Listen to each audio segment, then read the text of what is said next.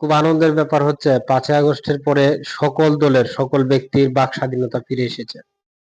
কিন্তু আসলে বাক স্বাধীনতাটা এতটা বেশি প্রয়োগ করা উচিত নয়, যতটা বেশি প্রয়োগ করলে আল্লাহর আরশ পর্যন্ত কেঁপে যায়। মানুষকে আল্লাহ ছাড় দেয়, ছেড়ে দেয় না, কিন্তু এটা সত্য কথা, চরম সত্য কথা। এক নেতা বিএনপির মহসিন আলী, উনি উনার বাক স্বাধীনতা প্রয়োগ করতে গিয়ে উনি উনার জৌলস, উনি উনার ক্ষমতা প্রকাশ করতে গিয়ে নেত্রীদেরকে উনি দিচ্ছেন, মানে দিক নির্দেশনা দিচ্ছেন যে জামায়াতের মহিলাদের পেটিকোট মানে ছায়া খুলে নিতে হবে প্রয়োজনে। মানুষের বাক স্বাধীনতা এতটা নির্লজ্জ, নির্মম, নিষ্ঠুর হওয়া উচিত নয়।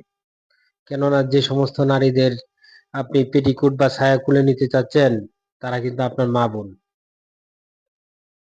তাদের মধ্যে কেউ কেউ আপনাকে ভোট দেওয়ার কারণে, বিএনপিকে ভোট দেওয়ার কারণে সুবর্ণচরে পালাক্রমে গণধর্ষণ বা ধর্ষণ করা হয়েছিল।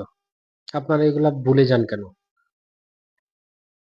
এটা একটা বহু দলীয় গণতান্ত্রিক দেশ, যেখানে সবাই মত প্রকাশ স্বাধীনতা থাকবে।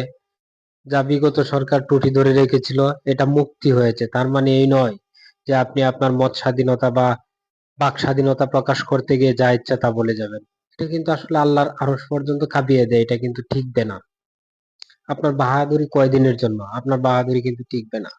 আমি দলের হাই কমিশনকে দৃষ্টি আকর্ষণ করে এটা বলবো, জনাব তারেক রহমান সাহেব, আপনি দেশে ছিলেন না তখন একটা পরিস্থিতি ছিল, দেশে এসেছেন তখন আর একটা পরিস্থিতি তৈরি হয়েছে। আপনি অবশ্যই এখনই গুরুত্ব দেন, এখনই এটাতে বিশেষভাবে ফোকাস করেন যে আপনার নেতাকর্মীরা কাকে কখন কিভাবে কি বলছে। ক্ষমতার জন্য এতটা নিষ্ঠুর, এতটা পাওয়ারফুল হয়ে যায় না, যতটা পাওয়ারফুল বা নিষ্ঠুর হতে গেলে আল্লাহ থেকে দূরে সরে যেতে হয়, মানুষ থেকে অনেক বেশি। মানুষ আপনাকে বঞ্চিত করে দেয়। মানুষের ভালোবাসাটা দরকার। এইভাবে একটা কথা একটা মহিলা মানুষকে কেন্দ্র করে, মহিলা মানুষদেরকে উদ্দেশ্য করে একটা নেতা বলতে পারে, তারপরে ওই ধরনের নেতাগুলো এখনো নিজ নিজ অবস্থানে বহাত তবিয়লে আছে। এটা আসলে মেনে নিতে বাংলার মানুষ খুব কষ্ট পাচ্ছে। নেতা কর্মীদের এইরকম নির্দেশনা যে জামায়াতের যদি মহিলারা আসে তাদেরকে পেটিকোট খুলে ফেলতে হবে, এই ধরনের রাজনীতি কি আসলে আমাদের জনাব শহীদ প্রেসিডেন্ট তারেক জিয়া করে গিয়েছিলেন? উনি যদি এই ধরনের রাজনীতি করেই যেতেন, তাহলে বহুদলীয় গণতন্ত্রের প্রতিষ্ঠাতা তিনি হতেন না।